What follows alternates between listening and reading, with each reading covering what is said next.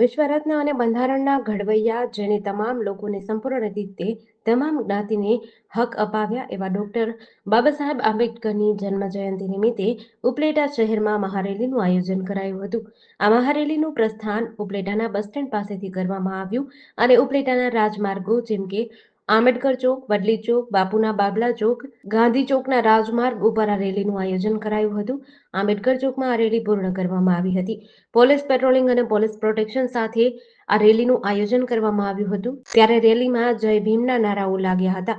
Baba Saheb આંબેડકરના statue પાસે આવી બાબા સાહેબને ફુલહાર કર્યા હતા. આ કાર્યક્રમમાં દલિત સમાજના આગેવાનો, હોદ્દેદારો તેમજ કાર્યકરો ઉપસ્થિત રહ્યા હતા. હું પ્રફુલ પારગી, પૂર્વ સદસ્ય ઉપલેટા નગરપાલિકા.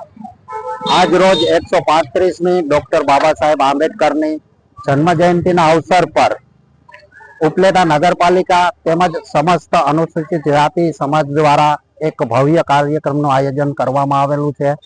આ કાર્યક્રમના અંતર્ગત સવારમાં ડોક્ટર બાબા સાહેબ આંબેડકરની પ્રતિમાને જુદા જુદા શહેરના સમગ્ર સમાજના આગેવાન દ્વારા, સમગ્ર રાજકીય પાર્ટીઓ દ્વારા, સમગ્ર સમાજના સંગઠન દ્વારા ફૂલહાર, પુષ્પ અર્પણ કરવામાં આવેલ હતા. આ સમગ્ર કાર્યક્રમ ઉપલેટા નગરપાલિકાના સદસ્ય શ્રી લીલાબેન વિજયભાઈ સોલંકીના અધ્યક્ષસ્થાને રાખવામાં આવેલો છે. નગરપાલિકા અને દલિત સમાજ દ્વારા સંયુક્ત કાર્યક્રમ હોય.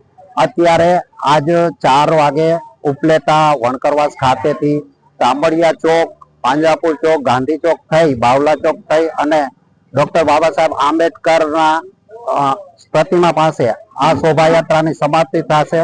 આમાં જુદા જુદા ગ્રામ્ય વિસ્તારમાંથી, જુદા જુદા સંગઠનમાંથી તમામ સમાજના આગેવાનોની પોતાની હાજરી છે. તે બદલ સૌનો ખૂબ ખૂબ આભાર. GDC ન્યૂઝ સાથે વિપુલ ધામેચા, ઉપલેટા.